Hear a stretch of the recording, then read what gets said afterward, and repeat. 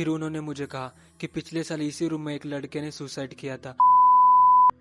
India's first paranormal investigator गौरव तिवारी, उन्होंने अपने एक इंटरव्यू में कहा था कि स्पिरिट्स होते हैं और उन्होंने ये साबित भी करके दिखाया। सिंपल भाषा में कहूँ तो आत्माएं होती है। और उन्होंने ये भी कहा था कि आत्माएं इस दुनिया को छोड़ के उस दुनिया में इसलिए नहीं जा पाती क्योंकि किसी के मरने के बाद जो लोगों के साथ उनका कनेक्शन होता है या फिर माइंड में बहुत सारी यादें होती है, ये सारी चीजें उन्हें इस दुनिया से उस दुनिया में जाने से रोकती है।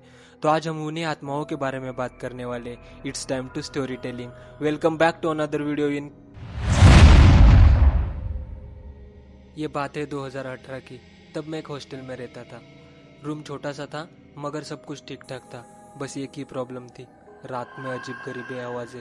पर हम सब ने इग्नोर कर दिया, सोचा कि पुरानी बिल्डिंग है। बेसिकली हम 9 से 10 बजे तक सो जाते थे, लेकिन एक रात में लेट सोया।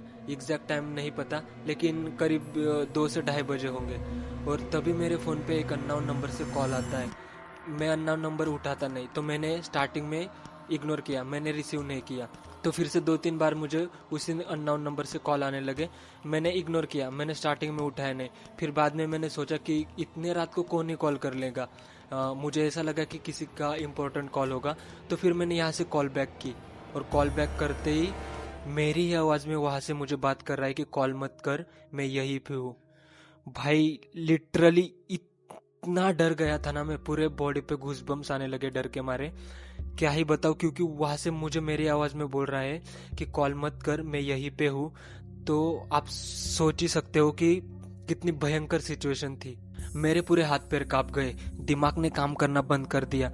फिर मैं 5-10 मिनट चुपचाप बैठा रहा और उसके बाद मैंने रूम चेक किया, बाथरूम चेक किया, जाके बालकनी में देखा और बेड के नीचे भी देखा, कुछ नहीं। फिर मुझे ऐसा लगा कि कोई मेरे साथ प्रैंक कर रहा होगा।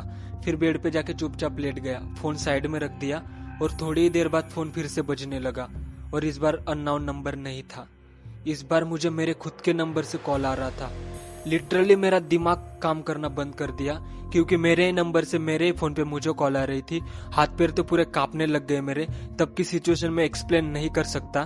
फिर मैंने हिम्मत जुटा के कॉल उठा लिया और वहां से बस मुझे गहरी सांसों की आवाज सुनाई दे रही है, जैसे कोई फोन बिल्कुल कान के पास रखकर खड़ा हो। तब मैं चिल्लाया कि कौन है।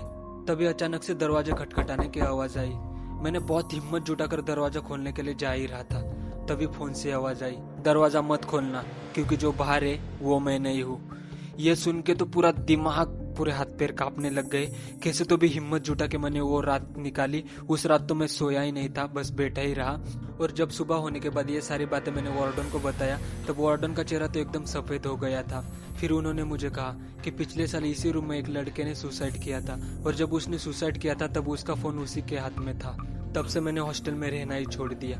माना कि सबको ये बातें झूठी लगेंगी, पर इस दुनिया में भगवान है तो बुरी शक्तियाँ भी होती है। मैंने बहुत बार महसूस भी किया है, तो आपको भी मानना पड़ेगा कि बुरी शक्तियाँ होती है। ऐसे ही हॉरर एंड मिस्ट्री स्टोरी सुनने के लिए जल्दी से सब्सक्राइब कर दो। मिलते हैं नेक्स्ट वीडियो में।